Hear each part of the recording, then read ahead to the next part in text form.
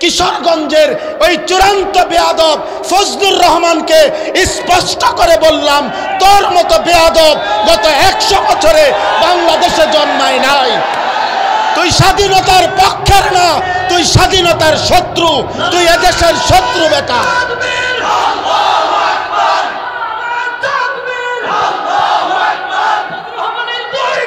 জুতা মারো তালে তালে।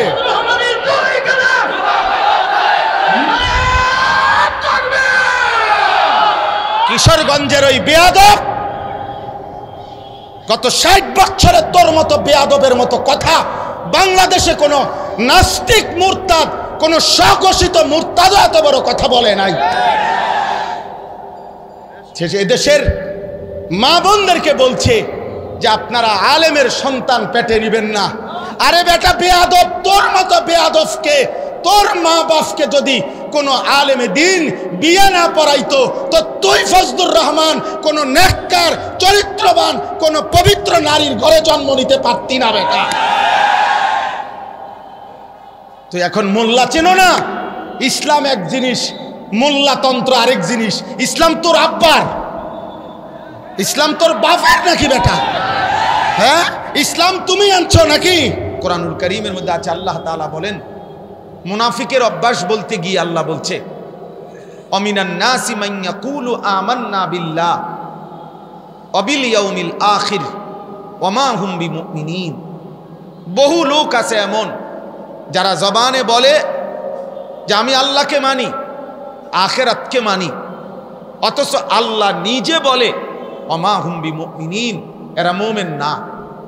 সে নিজে বলতেছে আমি আল্লাহরে মানি, সে নিজে বলতেছে আমি আখিরাতকে মানি, কিন্তু আল্লাহ তাআলা বলে সে মুমিন নয়, সে ঈমানদার নয়। তো আল্লাহই যদি আমার ঈমানকে প্রত্যাখ্যান করে তো আমার ঈমান গ্রহণ করবে কে?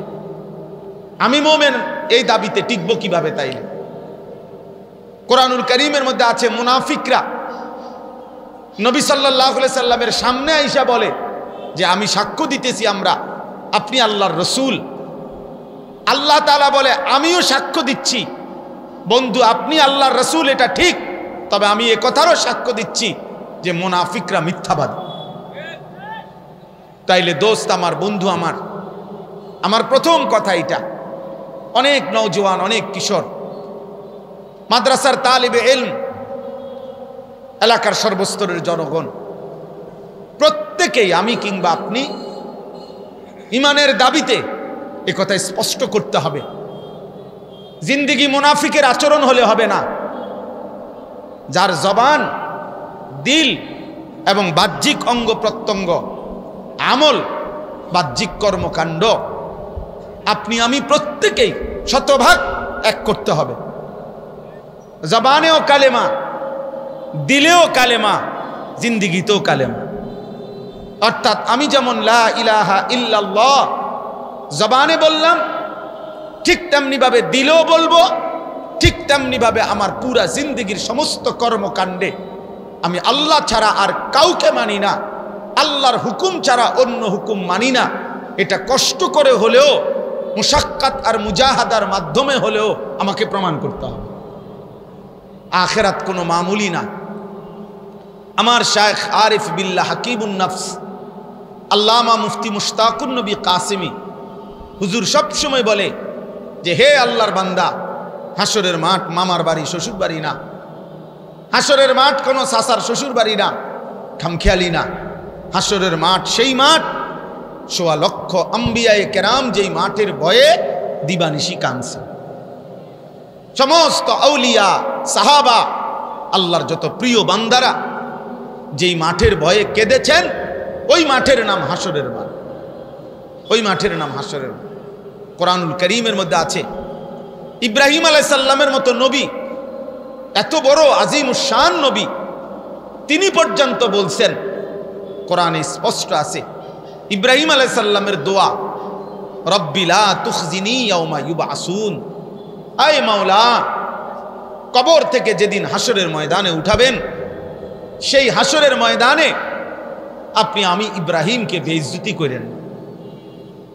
রব্বি লা তুখজিনি, আয় আল্লাহ আপনি আমাকে বেইজ্জতি কইরেন না, আমারে অপমান কইরেন। তাহলে ইব্রাহিমের মতো নবী যদি হাসরের ময়দানকে ভয় পায়, তা আমি কে, আপনি কি? আমি কি আপনি? আমার কাছে কিতাব আছে আরবি, আদ্দা ওয়াদ-দাওয়া, আল জওয়াবুল কাফি। এই কিতাবের মধ্যে আছে হযরত ওমর রাদিয়াল্লাহু তাআলা আনহুর মতো সাহাবী, তাকে দুশমন নামাজ অবস্থায় ছুরি মারছিল। এই অবস্থায় তিনি 3 দিনের মাথায় আহত অবস্থায় শাহাদাত বরণ করছেন। তখন ইন্তেকালের পূর্ব মুহূর্তে, শহীদ হওয়ার পূর্ব মুহূর্তে ওনাকে চৌকির মধ্যে শোয়ানো ছিল।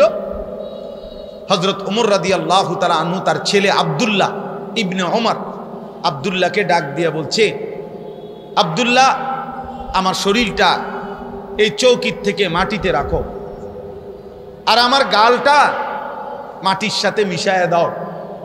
আমি গালটা আমার মাটির সাথে ঘষবো আর মাটিতেই পড়ে থাকবো, যেন আমার রব আমার মাটিতে পড়া এই দৃশ্য দেখে আমার যেন দয়া করে মাফ করে দেয়। দা খাদ্দি আলাল আরদ, বলছে আব্দুল্লাহ, আমার গালটা মাটিতে রাখো। আসা রব্বি আন ইয়ারহামানি, আশা করা যায় এতটুকুর বিনিময়ে আমার আল্লাহ যদি আমারে মাফ করে দেয়। চকির মতো মরবো, চকির পিঠে বসে, চকিতে না, আমি এটা চাই না, ফেলে দাও মাটির দেহ মাটিতে। আমার কাছে একটা কিতাব আছে সফরে হিজাজ, হজ্জের সফরে প্রতি বছর আমি, আমার বুধবারে ফ্লাইট ইনশাআল্লাহ, প্রতি বছরই হজে যাওয়ার আগে আমি নতুন নতুন একটা হজ্জের কোনো বই পড়ি। আমার এটা অভ্যাস দীর্ঘদিনের। এই বছর যেই বইটা পড়তেছি এটার নাম হলো সফরে হিজাজ, হযরত মাওলানা আব্দুল মাজেদ দরিয়াবাদী রাহমাতুল্লাহ আলাইহির সফরের হজ্জের কারনামা। 1929 সালে উনি হজ্জের সফর করছেন। আজ থেকে প্রায় 96 বছর আগে, এই 96 বছর আগে হজ্জের সফর নামায় তিনি একটা আশ্চর্য সুন্দর কথা লিখছে ওই কিতাবের মধ্যে। আল্লাহর ঘরের কাছে গিয়ে তিনি মনে মনে ভাবতেছিলেন আল্লাহর কাছে কি চাইবেন, তো নিজে নিজে আবার বলতেছিলেন, মাওলা, মাটির এক সামান্য টুকরা থেকে যার সৃষ্টি, তার আর স্বপ্নই কি, তার আর আশাই কি, সে আর চাইবেই কি? আপনি দয়া করে আপনার মর্জি মতো দিয়ে দেন। অর্থাৎ মাটির এক সামান্য অংশ থেকেই তো আমি সৃষ্টি, তো মাটির এক ঢিলা, মাটির এক সামান্য টুকরা, সে আর চাইবে কি আর? তাইলে নিজেকে এতটা হাকির, এতটা আদনা মনে করতেন আল্লাহর প্রিয় বান্দাগণ। আখিরাতকে এত বেশি ভয় করতেন, আল্লাহ তাআলার কাছে এত বেশি আখিরাত চাইতেন। এই জন্য প্রিয় ভাই, আমি শুরুতে এটা বললাম, এই সারা বাংলাদেশের ওয়াইজ উলামায়ে কেরাম দিবা নিশি আপনাদেরকে আল্লাহর কথা ফেরি করে, আখিরাত ফেরি করে, দিন রাত এই বক্তা বদলান, যে যাকে দাওয়াত দেন, সব মিলাইয়া সব বক্তাই, সব ওয়াইজি আলহামদুলিল্লাহ আখিরাতের ফেরিওয়ালা। আমরা আখিরাত ফেরি করি, ঘুরে ঘুরে দুয়ারে দুয়ারে, উম্মতের দাঁড়ে দাঁড়ে আখিরাত ফেরি করি, আখিরাত ফেরি করি আমরা। আমাদের নবী সাল্লাল্লাহু আলাইহি ওয়াসাল্লামের ফিকির ছিল এই। নবীজি সাল্লাল্লাহু আলাইহি ওয়াসাল্লাম বলছেন, ওয়া আনা আখিযুন বিহুজাজিকুম, নবীজি বলছেন আমি উম্মত চেয়েছি, 23টা বছরে আমি চেয়েছি আমার একটা একটা উম্মতকে প্রয়োজনে কোমরে জড়াইয়া ধরে হলেও জাহান্নামের আগুন থেকে বাঁচাইতে। হাত ধরলে ছুঁড়ে ফেলে দিবে, কাঁধে হাত দিলে হাত ফেলে দিবে, এই জন্য চাইছি শেষ পর্যন্ত কোমরে জড়াইয়া ধরে হলেও আমার এক এক উম্মতকে জাহান্নাম থেকে বাঁচাইতে। ফালাআল্লাকা বাখিউন নাফসাকা আলা আসারিহিম ইন লাম ইউমিনু বিহাদাল হাদিস আসাফা। আল্লাহ তাআলা বন্ধু নবীকে বলছে, বন্ধু, আহা, আপনি যেই পরিমাণ অস্থির হয়ে গেলেন প্রতিটা মানুষকে আল্লাহর দিকে ফেরাবার জন্য, কালেমার দিকে ফেরাবার জন্য, জাহান্নাম থেকে বাঁচাবার জন্য। তো খুদ আল্লাহ তাআলার দয়া মায়া লাগছে নবীজির বেচাইনি অস্থিরতা দেখে।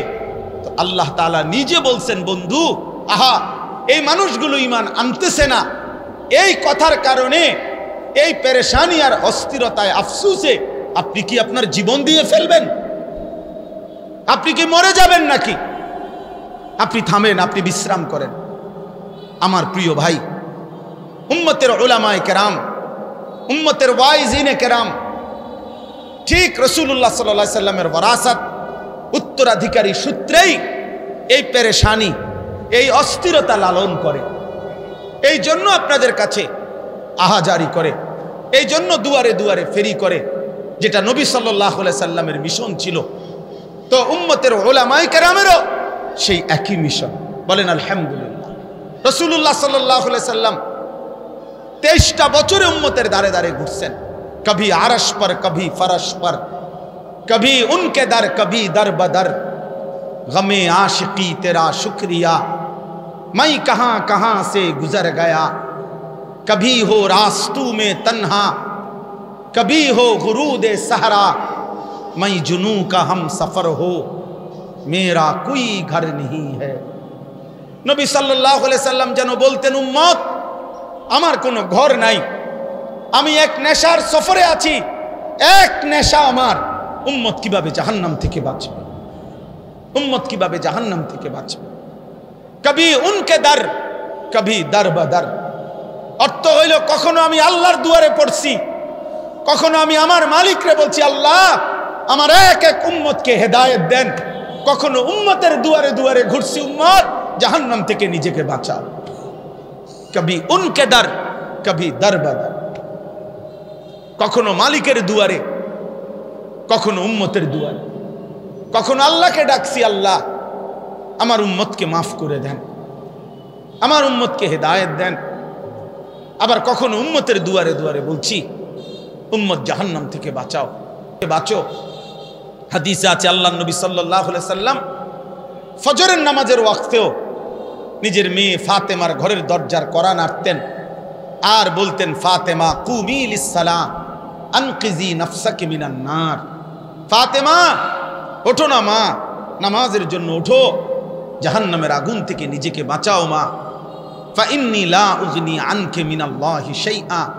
কিয়ামতের দিন আমি মুহাম্মদের মেয়ে ফাতেমা এই কথা বললে আমি তোমার কোনো উপকার করতে পারবো না। তোমার সেজদা, তোমার গোলামি তোমাকে রক্ষা করবে। এজন্য উম্মতের উলামায়ে কেরাম, উম্মতের দাঈ, উম্মতের ওয়াইজ, উম্মতের বক্তা আপনাদেরকে আখিরাতের সন্ধান দেয়, আপনাদেরকে জাহান্নাম থেকে বাঁচাইতে চায়, আপনাদেরকে কবরের সুন্দর জীবনের সন্ধান দেয়, আপনাদেরকে সুন্দর একটা পরকাল হবে, জান্নাতি একটা জীবন হবে, জাহান্নাম থেকে বাঁচবেন। এই ফিকির করে উলামায়ে উম্মত, এই ফিকির করে ওয়াইজিন, এই ফিকির করে দাঈ উলামায়ে কেরাম প্রতিটা মানুষকে জাহান্নাম থেকে বাঁচাইতে চায়। এত বড় নিঃস্বার্থ খেদমত যেই উলামায়ে কেরাম করতে চায়, মানুষের অনন্তকালের আখিরাতের চিরস্থায়ী পরকালীন জীবনের বাঁচাবার জন্য যাদের ফিকির, যাদের চোখের পানি, যাদের আহাজারি, যাদের চিৎকার, সেই উলামায়ে কেরাম, সেই ওয়াইজ। আফসোসের বিষয় হইল এমন নিঃস্বার্থ জাতির সেবক যারা, উম্মতের খাদেম যারা, সেই উলামায়ে কেরামকে যারা বিদ্রুপ করে, সেই উলামায়ে কেরামকে যারা ব্যঙ্গ করে, তাদের চাইতে চূড়ান্ত বেয়াদব আল্লাহর জমিনে আর কেউ হইতে পারে না। এই জন্য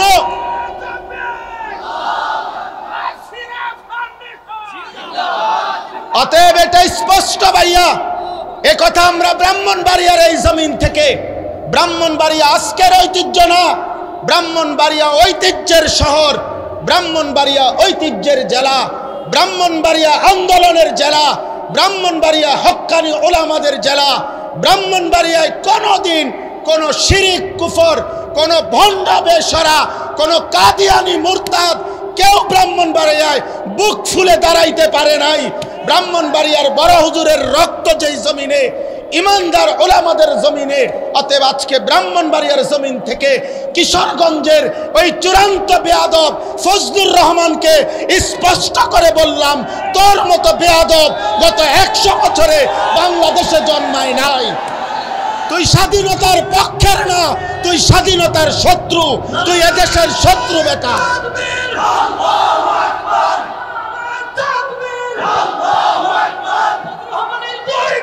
জুতা মারো তালে তালে।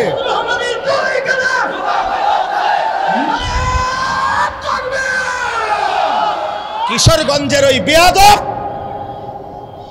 গত 60 বছরে তোর মতো বেয়াদবের মতো কথা বাংলাদেশে কোনো নাস্তিক মুরতাদ, কোন স্বঘোষিত মুরতাদও এত বড় কথা বলে নাই। এদেশের মা বোনদেরকে বলছে যে আপনারা আলেমের সন্তান পেটে নিবেন না। আরে বেটা বেয়াদব, তোর মতো বেয়াদবকে, তোর মা বাপকে যদি কোনো আলেমে দিন বিয়ে না পড়াইতো তো তুই ফজলুর রহমান কোন নেককার চরিত্রবান কোন পবিত্র নারীর ঘরে জন্ম নিতে পারতি না বেটা। তুই এখন মোল্লা চেনো না? ইসলাম এক জিনিস, মোল্লাতন্ত্র আরেক জিনিস। ইসলাম তোর আব্বার, ইসলাম তোর বাপের নাকি বেটা? হ্যাঁ, ইসলাম তুমি আনছো নাকি? এজন্য এটা স্পষ্ট, এই বেয়াদব চূড়ান্ত বেয়াদব বাংলাদেশের জমিনে ইনশাআল্লাহ এমন নিকৃষ্ট বেয়াদবের বিচার হবেই হবে ইনশাআল্লাহ, কোনো সন্দেহ নাই ইনশাআল্লাহ। এই পর্যন্ত কেউ আপনার এই পৃথিবীতে, আমরা পড়ছি কিতাবে, ওলামায়ে কেরামের রক্ত বিষের মতো, বিষ যেমন মানুষকে শেষ করে দেয়, ওলামায়ে কেরামের রক্ত নিয়ে কেউ ছিনিমিনি খেললে, ওলামায়ে কেরামের ইজ্জত নিয়ে কেউ ছিনিমিনি খেললে, খোদার কসম, রব্বে কাবার কসম, আল্লাহ তাআলা ওই ব্যক্তি, ওই গোষ্ঠী, ওই দলকে বেইজ্জতি, লাঞ্ছিত, অপমানিত করেই করে, করেই করে, করেই করে। এজন্য 16 বৎসর যারা জুলুম করেছে, ওলামাদেরকে বেইজ্জতি করেছে, আজকে তারা নাই। মামুনুল হক এখনো বাংলার জমিনে বহাল আছেই আলহামদুলিল্লাহ। মামুন মামুনই আছে, মামুন মানে নিরাপদ, মামুন মামুনই আছে। ফ্যাসিস্ট নাই, জালেম নাই, অহংকারীরা নাই, অহংকারীরা নাই। এটাই রবের ফয়সালা, এটাই আল্লাহর ফয়সালা। ব্রাহ্মণবাড়িয়ার ওই বেয়াদব ব্রাহ্মণবাড়িয়ার ওলামায়ে কেরামকে বারবার বিদ্রুপ করেছিল। তুমি ওবায়দুল মুক্তাদির আজকে ব্রাহ্মণবাড়িয়ার জমিনে নাই, কিন্তু ব্রাহ্মণবাড়িয়ার কওমি মাদ্রাসাও আছে, আল্লামা সাজিদুর রহমানও আছে, আল্লামা মুফতি মুবারকুল্লাহ আছে, থাকবে থাকবে থাকবে ইনশাআল্লাহ।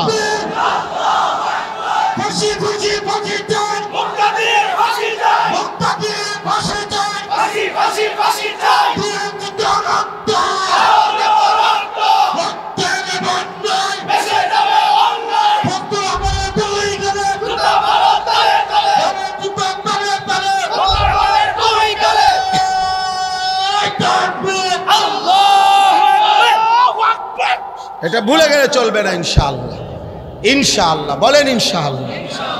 হ্যাঁ, মুসলমান 16টি বছর আমাদেরকে জঙ্গিবাদ, এই সমস্ত উগ্রবাদ, এই সমস্ত শব্দ বলে বলে ইসলামের পবিত্র বিধান জিহাদ এই শব্দটা উচ্চারণ করতে দেয় নাই। অথচ আমরা স্পষ্ট বলবো, ইসরাফিলের ফু পর্যন্ত আল্লাহর এই জমিনে জিহাদ ছিল, আছে, থাকবে ইনশাআল্লাহ। এজন্য জিহাদ থাকবে কিনা বলেন? আপোষ না জিহাদ, আপোষ না জিহাদ, আপোষ না জিহাদ। ইসরায়েল না ফিলিস্তিন, ইসরায়েল না ফিলিস্তিন, জিতবে কে? ফিলিস্তিন। বলো ভাই ফিলিস্তিন, আবার বলো, আবার বলো, জোরসে বলো, দাঁড়িয়ে বলো, দাঁড়িয়ে বলো, সবাই বলো এক আওয়াজে, বলো নারে ফিলিস্তিন, ফিলিস্তিন, ফিলিস্তিন, ফিলিস্তিন। জিতবে কে? হারবে কে? সবাই বলো এক আওয়াজে মাশাআল্লাহ।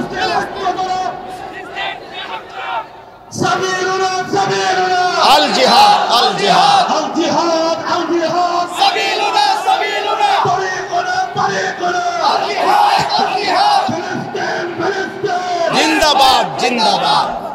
ইনশাআল্লাহ ইনশাআল্লাহ 10ই মে শনিবার ফজরের নামাজের পরে সালাম ফিরায়া পাকিস্তানের মর্দে মুজাহিদ সেনাবাহিনী ভারতের উপরে যখন আক্রমণ করেছিল চূড়ান্ত 3 ঘন্টার ব্যবধানে আমেরিকার থেকে ফোন আসছে বন্ধ করে দাও, পারতা না।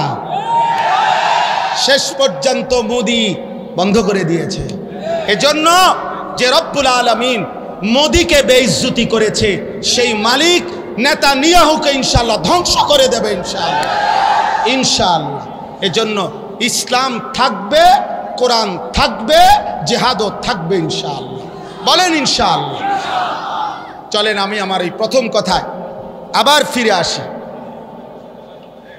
সম্মানিত হাজিরিন, ইব্রাহিম আলাইহিস সালাম, আমি ওনার কথা বলতেছিলাম। ইব্রাহিম আলাইহিস সালাম মহান আল্লাহ পাকের নবী। আল্লাহ তাআলা তাকে অগণিত মর্যাদা দিয়েছেন। তাফসীরের মধ্যে আছে হযরত আব্দুল্লাহ ইবনে আব্বাস রাদিয়াল্লাহু তাআলা আনহুমা বলছেন, আল্লাহ তাআলা ইব্রাহিম আলাইহিস সালামের মোট 30টা পরীক্ষা নিয়েছেন। কোন মুফাসসিরিনে কেরাম বলছেন আল্লাহ তাআলা ইব্রাহিম আলাইহিস সালামের 70টা পরীক্ষা নিয়েছেন। এই সমস্ত পরীক্ষায় উত্তীর্ণ হয়ে ইব্রাহিম আলাইহিস সালাম চূড়ান্তভাবে গোল্ডেন এ প্লাস পাইছেন, মানে চূড়ান্তভাবে উত্তীর্ণ হয়েছে।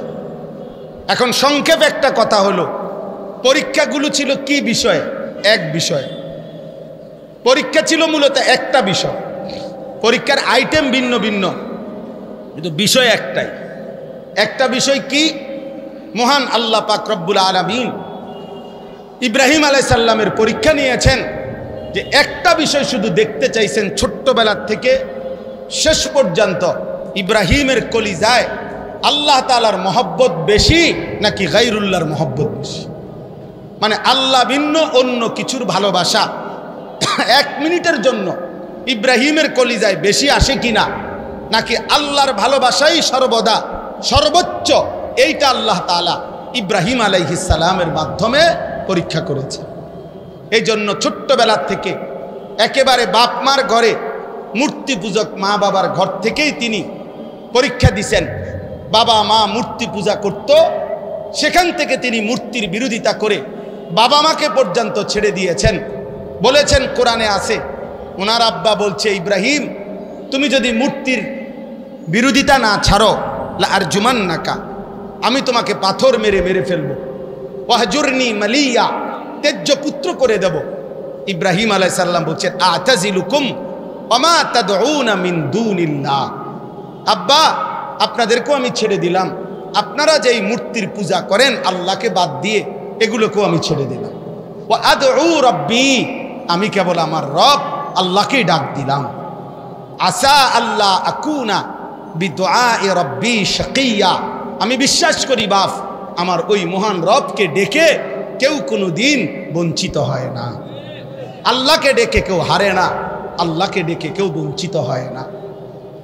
এই যে ছোটবেলা আগুনের কুণ্ডলিতে পরীক্ষা দিছে, জিব্রাইল, ইসরাফিল, মিকাইল, আজরাইল 4 জন ফেরেশতা পর্যন্ত আয়েশা সাহায্য করতে চাইছে যে ইব্রাহিম আপনি বললে আমরা আগুনের কুণ্ডলি থেকে আপনাকে হেফাজত করব।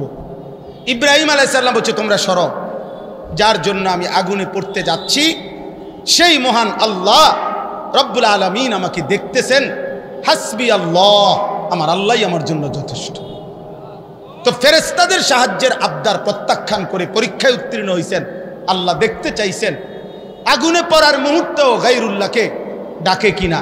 না ডাকে নাই। কাকে ডাকছে বলেন না? কাকে ডাকছে? আল্লাহকে ডাকছে।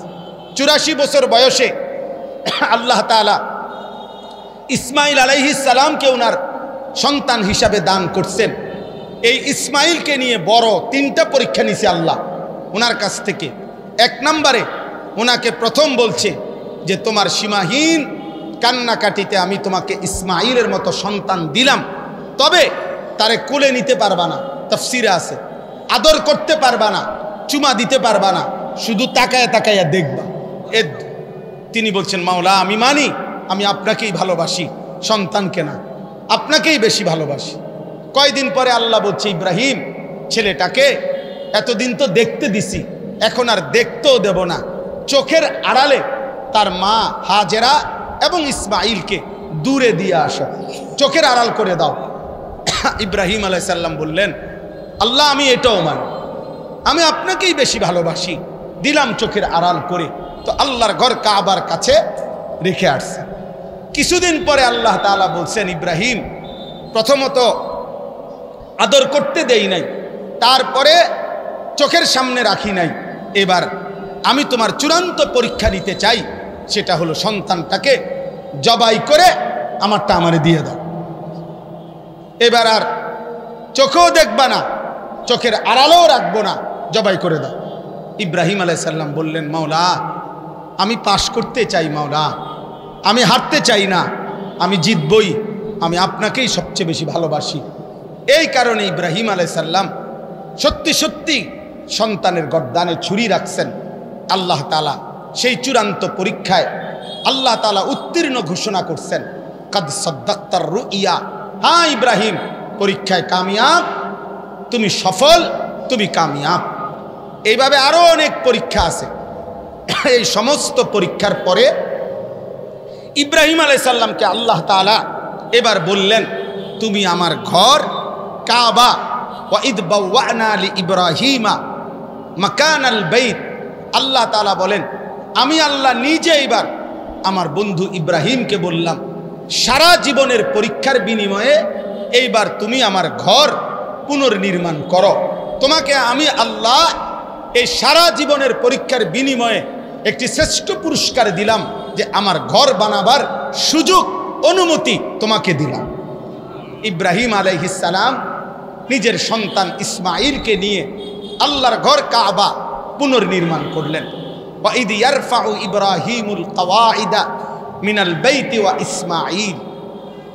আমি এবার যে কথাটা বলতে চাই, এখানে আইসা ইব্রাহিম আলাইহিস সালাম সারা জীবনের পরীক্ষা দিছে, বিনিময়ে আল্লাহর কাছে কিছু চায় নাই, আল্লাহর ঘর কাবা নির্মাণ করছে। এইবার আল্লাহই বলছে, ইব্রাহিম তুমি সারা জীবনের পরীক্ষা দিছ, উত্তীর্ণ হয়েছ, আমার ঘর কাবা বানাইতে বলছি, তাও বানাইছ, এবার আমি তোমারে কিছু দিতে চাই, তুমি চাও, বলো এবার তোমার কি কি দরকার। ইব্রাহিম আলাইহিস সালাম তখন সন্তান ইসমাইলকে নিয়ে দোয়া করছেন। দোয়ার মধ্যে বলছেন কতগুলো কথা। এই কথাগুলো কি? এক নাম্বার, রব্বানা তাকাব্বাল মিন্না ইন্নাকা আনতাস সামিউল আলিম। আল্লাহ প্রথম দোয়া, আপনার কাছে প্রথম চাওয়া, আপনি আমাদের এই খেদমত, আপনার ঘর নির্মাণের খেদমত আপনি কবুল করে নেন। দুই নাম্বার, সংক্ষেপে বলতেছি, রব্বানা ওয়াজআলনা মুসলিমাইন লাকা। আল্লাহ আমি এবং আমার সন্তান ইসমাইলকে ইসলামের উপরে দৃঢ়তা, ইস্তেকামত, মজবুতি দান করেন। তিন নাম্বার, অমিন যুররিয়াতিনা উম্মাতাম মুসলিমাতাল লাক। একজন পিতা শুধু ছেলের জন্য না, ছেলের পরবর্তী জেনারেশন কিয়ামত পর্যন্ত আগত আমার বংশধারা, আপনি প্রত্যেক যুগে এমন এক দল আমার বংশধারার মধ্যে রাখবেন যারা মুসলিম, যারা আপনার হুকুমের 100 অনুগত। এমন বংশধারা যেন আমার কিয়ামত পর্যন্ত হয়, আল্লাহ আপনার কাছে আমি সেই দোয়া করলাম। 4 নাম্বার, ওয়া আরিনা মানাসিকানা। আল্লাহ আপনার যত ইবাদত, সমস্ত ইবাদতের নিয়ম কানুন পদ্ধতি আপনি আমাদেরকে বলে দেন, সঠিকভাবে শিখিয়ে দেন। 5 নাম্বার, ওয়াতুব আলাইনা। আল্লাহ আপনি আমাদের তওবা কবুল করে নেন। আচ্ছা গেল এগুলো।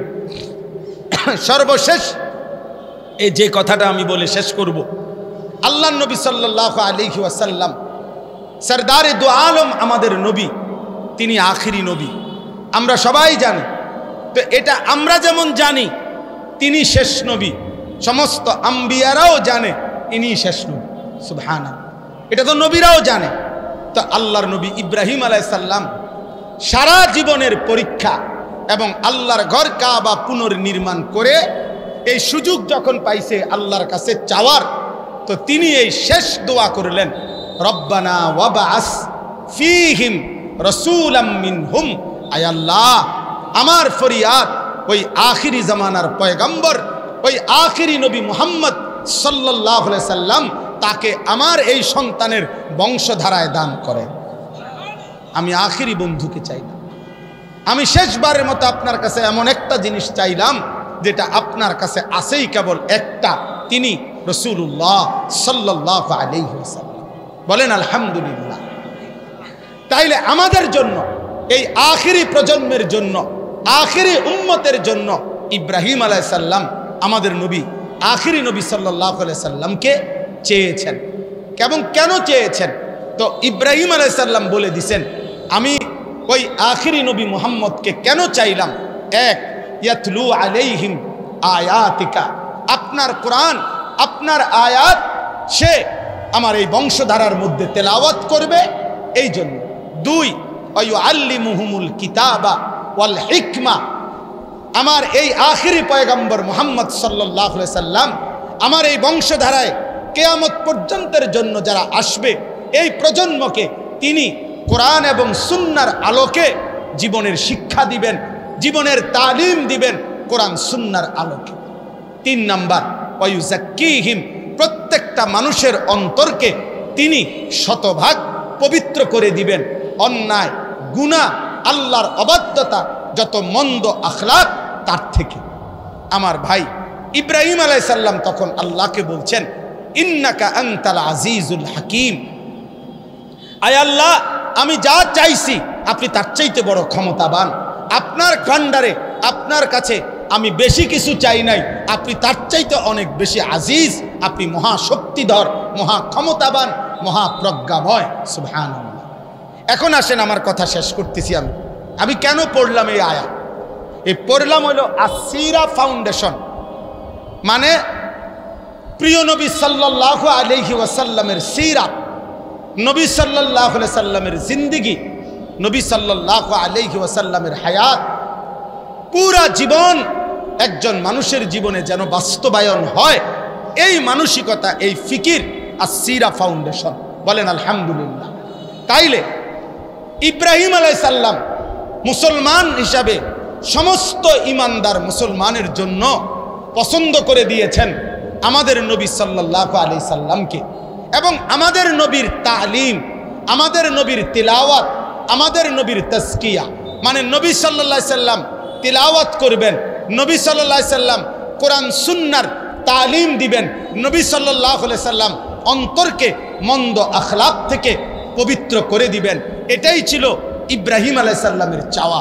অতএব প্রিয় ভাই, আমার শেষ কথা এটাই যে একজন মুসলমান হিসাবে স্কুলে পড়ুক, কলেজে পড়ুক, ইউনিভার্সিটিতে পড়ুক, মাদ্রাসায় পড়ুক, শিক্ষিত হোক, অশিক্ষিত হোক, মূর্খ হোক, বকলম হোক, মুসলমান মাত্রই, ইমানদার মাত্রই তার জীবনের আদর্শ, তার চলা, তার ফেরা, তার আচরণ, তার উচ্চারণ, তার বাজার, তার ব্যবসা, তার ঘর, তার সমাজ, তার দেশ, তার জাতি, তার রাষ্ট্র, তার রাজনীতি, সব কিছুতেই আদর্শ একজন একজন একজন একজন, তিনি মুহাম্মদুর রাসূলুল্লাহ সাল্লাল্লাহু আলাইহি ওয়াসাল্লাম। অতএব আপনাদের সবার কাছে এটা আমার বিনীত অনুরোধ, চলেন আমরা সবাই মিলে এই সিদ্ধান্ত নেই, জীবন সাজাবো রাসূলুল্লাহ সাল্লাল্লাহু আলাইহি সাল্লামের সিরা এবং সুন্নাহর ধাঁচে। বলেন ইনশাআল্লাহ, বলেন ইনশাআল্লাহ। আজকে অনেক যুবক ভাই আছো, নওজোয়ান ভাই, তোমাদের কাছে এই ভাই হিসাবে বিনীত অনুরোধ, বেঈমানের মতো চুল রাখো না বন্ধু, রাসূলুল্লাহ সাল্লাল্লাহু আলাইহি সাল্লামের মতো, সাহাবায়ে কেরামের মতো চুল রাখো। আমার প্রিয় ভাই, আমার নওজোয়ান বন্ধু, চেহারা, সুরত, চলা ফেরা রাসূলুল্লাহ সাল্লাল্লাহু আলাইহি সাল্লামের সুন্নাতের রঙে সাজাও, সাহাবায়ে কেরামের রঙে সাজাও। প্রিয় বন্ধু, কোন রেসলিং খেলোয়াড় মুসলমানের যুবকের আদর্শ হইতে পারে না, কোন ফুটবল ক্রিকেটের খেলোয়াড় মুসলমান যুবকের আদর্শ হইতে পারে না। তোমার জন্য রাসূল সাল্লাল্লাহু আলাইহি সাল্লামের আদর্শ আছে, সাহাবায়ে কেরামের আদর্শ আছে, কাজে আমরা তার কাছে যাব কেন? এজন্য দয়া করে প্রত্যেকটা যুবকের কাছে আমার বিনীত অনুরোধ, চলেন আমরা সিদ্ধান্ত নেই আমরা রাসূলুল্লাহ সাল্লাল্লাহু আলাইহি সাল্লামের রঙে নিজেকে রঙিন করব। বলেন ইনশাআল্লাহ, বলেন ইনশাআল্লাহ, বলেন ইনশাআল্লাহ। আল্লাহ তাআলা সকলকে তৌফিক দান করেন। এই সিরা ফাউন্ডেশনের সার্থকতা তখনই হবে যখন আমরা আল্লাহর নবী সাল্লাল্লাহু আলাইহি সাল্লামের সুন্নাতকে আঁকড়িয়ে ধরার চেষ্টা করব। আল্লাহ আমাদেরকে তৌফিক দান করেন, কবুল করেন। আজকের এই মজমায় আল্লাহ তাআলা বরকত দান করেন। আমিন। সুবহানাল্লাহি ওয়া